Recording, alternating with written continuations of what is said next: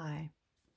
So I wanted to do a blog post and I started writing this out just on my laptop, and for some reason the whole system crashed, which doesn't normally happen. Yeah. Anyway, so I just had this idea to read to you a journal, like a recount of a journey. And this is from the 11th of February. I wrote this all out last night though, and I couldn't put my pen down. Like, it all just came flooding back. It's a dragon dreaming, an accidental dragon dreaming, really. It's unintentional activation of my being in my dragon form. So I'll begin. I'd recently discovered dismemberment, the practice of journeying with guides to perform this rebirthing through complete annihilation of our perceived physical vessel and complete transformation via the remembering phase of this practice. When feeling into this, I was given a visual of a pack of 4 wolves.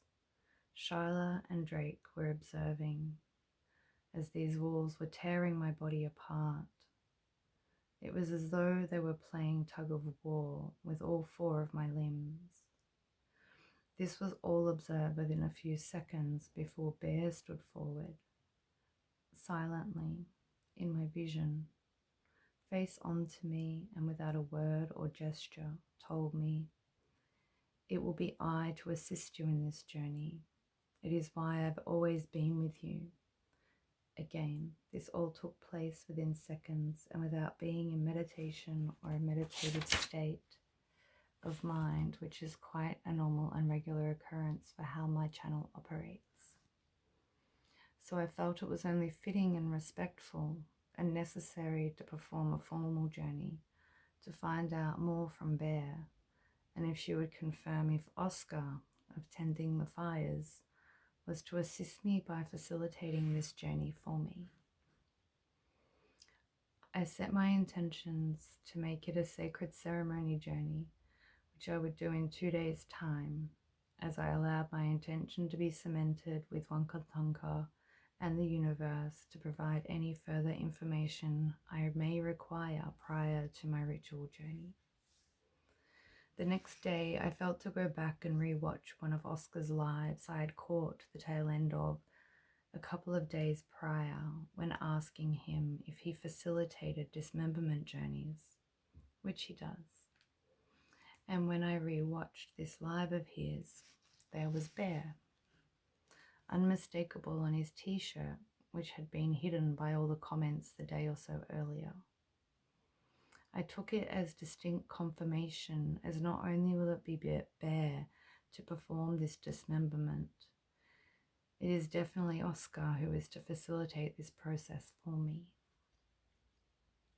Once I finished watching his live, to which there were so many, possibly 6 or 7, further synchronicities, confirmations, and deeper wisdom to add to my recent discovery of something I'd always felt, just never knew the word, or even if there was a word for it: animism.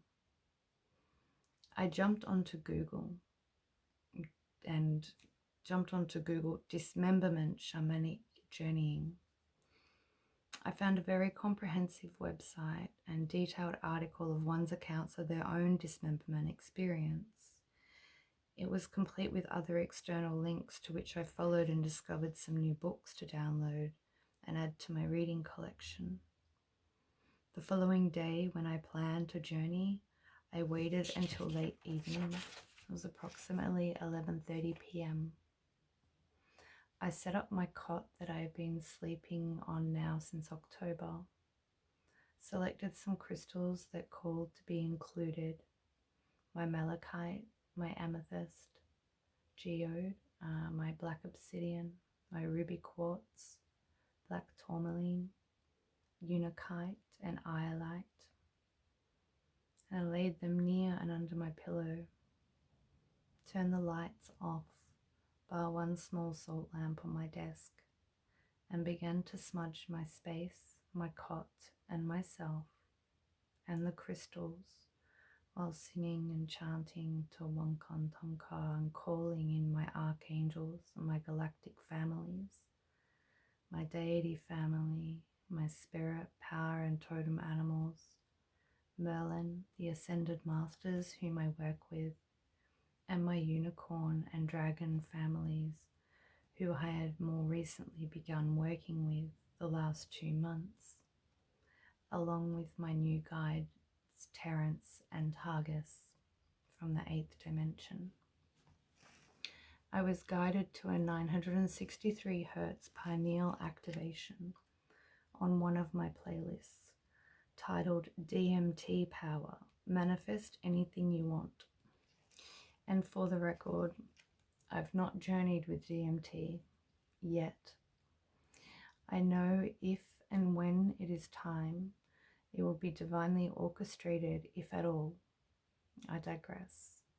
I began playing the track and continuing my singing, chanting, and began speaking aloud my intentions re a safe journey to connect with whomever is to perform my dismemberment, and to please offer me further guidance to prepare more fully for such a sacred rite of passage on my soul's path. Knowing in my heart it would be bare, yet wanting to ensure my earlier vision was not slyly ego-tainted, I laid down on my cot and covered myself with my healing and journey blanket and my Reiki blanket, this one, for extra warmth whilst journeying. As your temperature can drop, and occasionally this has disturbed meditations of mine in the past, I laid my crystals on my body, centered from my higher heart to my root, and placed the jade on my third eye, the amethyst at my crown on the pillow, and lowered my eye mask and began to breathe gently and deeply into my belly, releasing more and more tension with each exhalation until I no longer felt the cot underneath me. I was my consciousness floating on the frequency of the track I played. I opened all of my chakras, which by this point just appeared as glowing colored orbs of light. And when my third eye opened to the black royal purple violet void, I began focusing simultaneously on my bindu and my pineal and my pituitary, opening and expanding and linking them together with soft beams of light until I could focus all of this energy into and through the back side of my third eye and out to the void. Now, all of this was probably done in, I guess, 10 minutes or so. I really have no marker though. As the void opened and expanded, the forest came into view. Dark, lush greens on a moonlit night, with stars bright and sparkly as fairy lights. There were not too many, however what I did see was sublime, and as eerie as it may sound, it felt completely safe. I called Shyla and Drake, my wolf guides, for their guidance to where I needed to go, and within a few steps we were at my bridging place, but it was still nighttime. This was a first for me. And as we approached the tree line nearest the cabin in the woods, Bear appeared. She gave me the most beautiful messages and guidance for this next quest I was asking to embark upon, telling me it will not be as arduous as what you were thinking. You've already survived worse. And to this day, 21st of Feb, at 3:08 a.m. when I wrote this, I am still bamboozled by this, as I have not done many medicine journeys, only peyote, However, I do undertake a tremendous amount of shadow work when it is required. So this is all I can think of it to be, what she was referring to. After Bear was finished passing on her messages, my Arcturian family and Palladian relatives came in to my awareness of being in the room with me, or room with my vessel, whilst I was in my bridging place. My split awareness and vision could see them gently scratching out and clearing my heart space, like they were spring cleaning my heart and chest cavity. Whilst they were doing this, Targus and Terence were standing at my feet. Targus guiding me to what light language was required for this process, and Terence assuring me so long as I stay in my heart, I will be safe for this next part, as he put it, and for every day in my waking life. Again, I am unsure of how long this light language channeling and heart cleansing took place for. However, there were beautiful releases, gentle, and as I felt my heart chakra gently expanding open further and further until it felt the width of my cot, I remember I began to howl from my heart to assist releasing the buildup of energy. And the more I howled, the wider and deeper my heart opened. I began to need to feel and need, I felt the need for air, as though I was howling more or perhaps just longer than what I was inhaling. And as I began to breathe, I came back to my bridging place, and Merlin was standing there, kind of smirking without cracking a smile, and his eyes twinkled at me. So I began to speak what I thought was light language, yet the more that came out, it was clear this was another bassier dialect and almost guttural, earthbound growling and snarling. The more I continued, Merlin raised his arms, and in that exact moment, my elbows went up and back, and the noise that came out of me was like nothing I'd ever heard before. Laying there with my elbows out and my shoulders at my shoulders height, back arched, shoulder blades almost touching, I looked at myself, and I was a dragon. I was bright orange with deep red dragon in that moment. I remember Terence saying, "Stay in your heart to stay safe." So I went with it, completely surrendered, and witnessed and felt myself flying as this dragon. Pardon me. I could hear my own wings. And when I looked down, Merlin was somehow orchestrating this entire experience for me, or to me. And he seemed to be enjoying it too. I was making such foreign guttural noises, and it was as though I was purging out the wounds of my dragon self. There, deep inside, is where I found it after all these years. The source of how and why I am able to tap into such primal levels of rage deep from within my dragon heart. And at this realization, I watched as I began to blow fire across my entire bridging place, and as far as the town on the outskirts of my forest, and onto all of the houses. It was barreling out of me like a fire hose, and the beautiful orange and red flames sweeping across and around the area like in a cauldron pot. Yet when the flames stopped, when I stopped breathing fire, it sounds utterly mad, but if you're still reading or now listening to this, you must be envisioning this by now. The flames subsided, and gently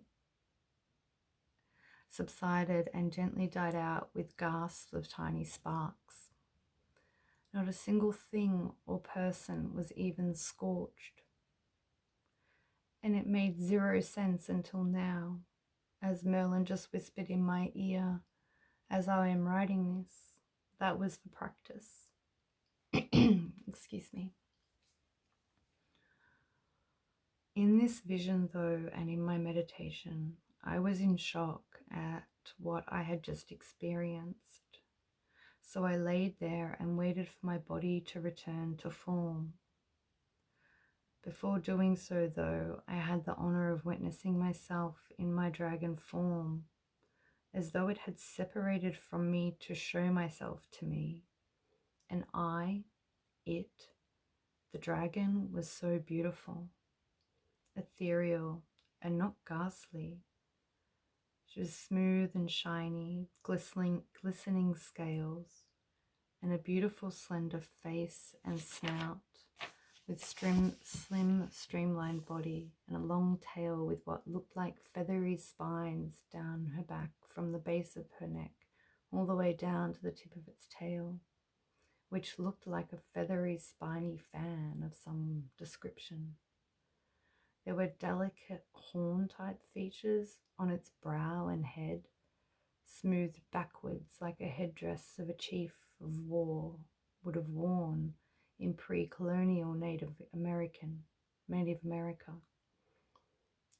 And its energy radiating from every inch of its being was a vibrant, fiery, fierce, and unconditional love, loyalty, an energy of I have arrived. And this was all glimpsed within a few moments. And then my body was human again. I walked over to the cabin in the wood, as it is my heart. And the reason I have referred to it as the cabin is because that is its disguise for what it really is. I entered the physical manifestation of my heart space and walked through the entrance and eventually got to the door and proceeded back up the stairs while slowly bringing awareness back into my vessel, using my breath and wiggling my fingers and toes, and eventually stretching my arms out, which had somehow along the journey made their way back down to my sides. And I removed my eye mask, slowly adjusting to the dim light of the salt lamp, which felt far too bright at that moment. I was, and a part of me still is, in awe of this sober journeying experience. It's not as though I've never shape-shifted before. I have on many occasions. However, I have only ever shifted into a wolf, and on one occasion a crow. I collected myself and sat at my desk, stunned for a few more moments before messaging my friend to share with him what had just occurred, as he too has experienced many a magical journey and shapeshift just as regularly as I. I feel to leave this here. However, I will be writing again very soon to share with you all my full moon in Leo experience, when I was guided to take a couple of nights out into the forest. Thank you so much for watching. I hope that it serves, and if you have any questions, please feel free to drop it in the comments or DM me. Be more than happy to assist you with any journeying advice you need. Blessings. I love you.